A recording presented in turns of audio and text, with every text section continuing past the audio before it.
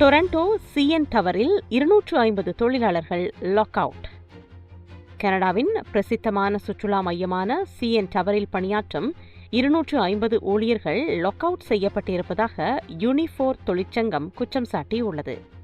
இதில் கோபுரத்தின் முன் வளாகத்தில் பணியாற்றுவோர், தங்குமிடங்கள், உணவகம் மற்றும் வாகன தரிப்பிடங்களில் பணியாற்றும் பணியாளர்கள் அடங்குகின்றனர் என்று அந்த தொழிற்சங்கம் கூறுகிறது. இதனால் அப்சர்வேஷன் லெவல்ஸ், எட்ஜ்வாக் மற்றும் கடைகள் இயங்கினாலும் உணவகம் மற்றும் கஃபே என்பன மூடப்பட்டுள்ளதாக கூறப்படுகிறது.